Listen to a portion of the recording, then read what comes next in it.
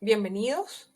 Yo soy la doctora María Francisca Jaime, gastroenteróloga pediátrica de la Clínica Alemana y la Facultad de Medicina de la Universidad del Desarrollo en Santiago de Chile, y hablaré sobre fisiopatología del dolor en los trastornos del eje cerebro-intestino.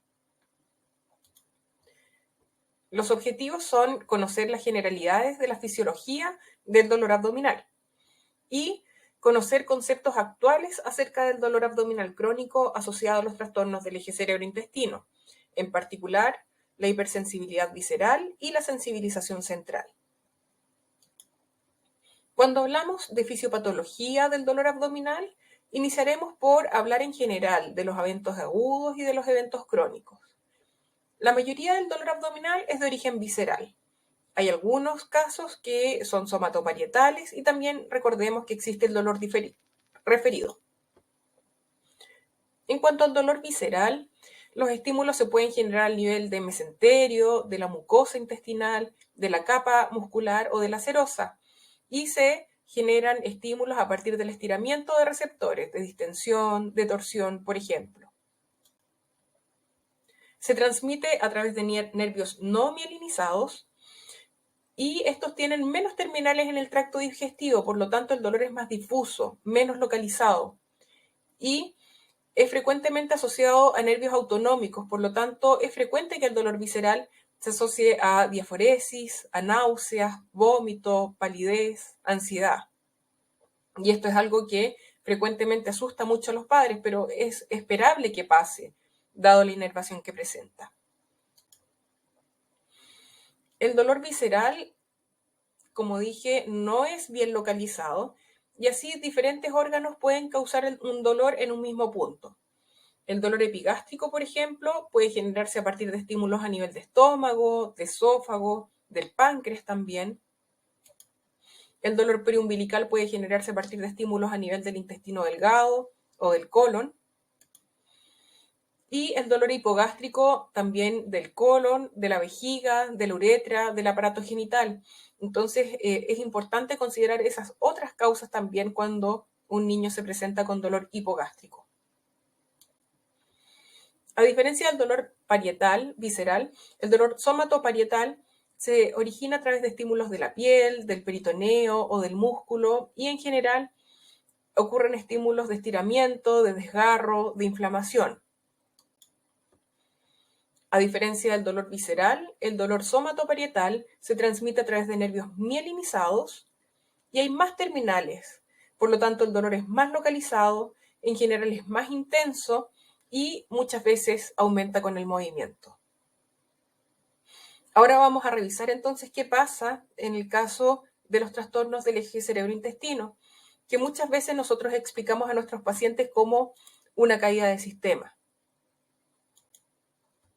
En la generación del dolor en los trastornos del eje cerebro-intestino, como lo entendemos actualmente, hay diferentes factores que pueden afectar. Por ejemplo, trastornos de motilidad, de hipersensibilidad visceral, alteraciones a nivel del sistema nervioso central, alteraciones de la microbiota, de la que hay otra charla también en este mismo curso, y alteraciones de la función inmune y de la mucosa.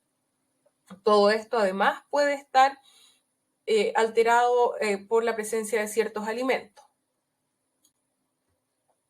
Y así es como llegamos a la habitual diagrama que hemos visto desde el año 2016, hecho por el Dr. Hyams en su publicación, en que aquí presentó una adaptación. En el dolor abdominal crónico, entonces, hay eventos tempranos, hay eventos genéticos, hay eventos de distensión de pared intestinal, de inflamación, por ejemplo, postinfeccioso, trastornos de motilidad, que todo esto, unido a eventos psicosociales, puede terminar generando dolor abdominal crónico. En cuanto a la genética, se ha visto un 17% de concordancia de dolor abdominal crónico en gemelos monocigotos versus un 8% en dicigotos.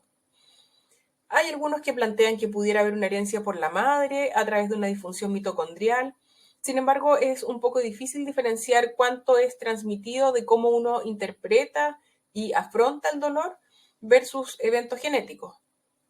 Lo que sí se ha visto en adultos con síndrome de intestino irritable son polimorfismos asociados a una menor actividad de la sacarasa isomaltasa y polomorfismos asociados a una disminución del CERT que vamos a ver un poco más adelante. Siendo este un diagrama de la mucosa intestinal y del lumen intestinal, vemos acá que hay varias células, entre esas las células enterocromafines, hay aferentes neuronales, etc. Entonces, frente a un evento agudo que puede ser un daño por un agente físico o una infección o una reacción alérgica o un determinado alimento, pueden llegar diferentes células, aquí vemos linfocitos, macrófagos, plaquetas, etcétera, todas las que liberan sustancias a su paso. Y así se liberan aminas, purinas, prostanoides, proteasas, citoquinas, todo lo que genera que se ha denominado una sopa inflamatoria y que finalmente termina generando mayor sensibilidad a estímulos mecánicos y químicos.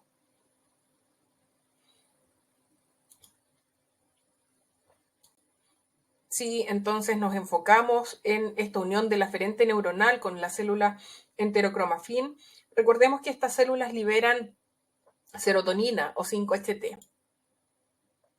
Entonces también puede ser secretada a partir de los mastocitos y a nivel del sistema digestivo produce reflejos entéricos y se ha asociado también a la saciedad y el dolor. Y aquí hay un transportador bastante importante que se ha identificado dentro de la fisiopatología del dolor abdominal crónico, que es el CERT, o el transportador de recaptura selectivo de serotonina. Si vemos esta unión sináptica, vamos a ver que en la célula presináptica se encuentra este transportador. Sin embargo, en el intestino se encuentra también a nivel de las otras células epiteliales.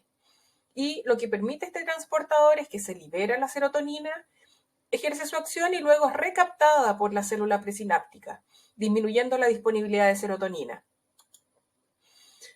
En ciertos cuadros inflamatorios se ha visto que este CERT puede disminuir su acción y al disminuir va a aumentar la disponibilidad de serotonina, se puede ver una alteración de los reflejos, dismotilidad y dolor.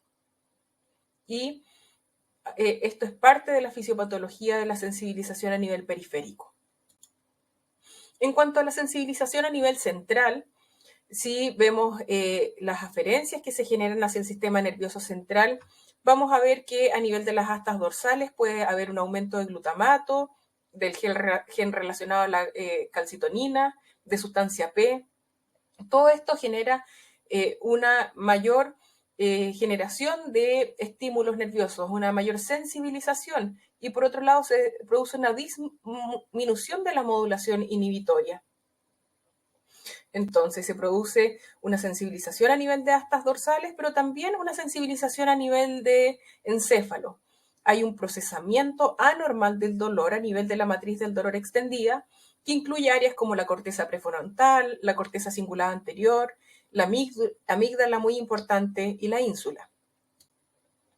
Y estando la amígdala incluida, esto influye en cuanto a la modulación del dolor y que el tener dolor se asocia con emociones negativas y con disminución además del sistema inhibitorio de dolor descendente. Es decir, hay un aumento de estímulos excitatorios y hay una disminución de la inhibición.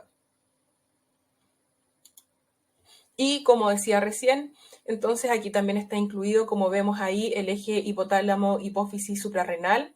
Y frente a las situaciones de estrés, la amígdala, que si bien no es parte directa de este eje hipotálamo-hipófisis suprarrenal, sí tiene un efecto modulador sobre lo que ocurre y facilita la respuesta conductual, neuroendocrina y autonómica frente al estrés. Y aumentamos la sensibilización de las neuronas de astas dorsales. ¿En qué se traduce esto en la práctica? En que nosotros podemos tener pirosis, reflujo un día y que ese día nosotros estemos tremendamente estresados y que sintamos mucho reflujo. Sin embargo, que otro día estemos igualmente con la misma cantidad de reflujo si es que lo medimos. Sin embargo, en ese momento estamos de vacaciones en el Caribe y no pasa nada, seguimos divirtiéndonos. ¿Qué pasa con los alimentos? Los alimentos pueden causar síntomas a varios niveles de acción del sistema digestivo. Esto está basado en un artículo recientemente publicado y vemos que, por un lado, claro, los alimentos causan distensión gástrica estimulando mecanorreceptores. Por otro lado, el vaciamiento gástrico igual puede estimular mecanorreceptores y la exposición intestinal de nutrientes y sabores puede estimular quimioreceptores y receptores de sabor. A su vez, estos mecanorreceptores envían señales neurales aferentes hacia nuestro sistema nervioso central donde se produce la percepción. Por otro lado, los quimioreceptores y los receptores de sabor producen la liberación de algunos péptidos y nuevamente nuestra serotonina, que también participa en la percepción.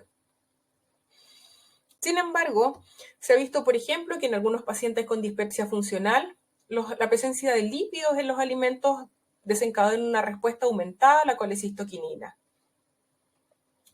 En otros pacientes, los lípidos y la glucosa en los alimentos que consumen produce una liberación exagerada de lípidos, de péptidos, perdón.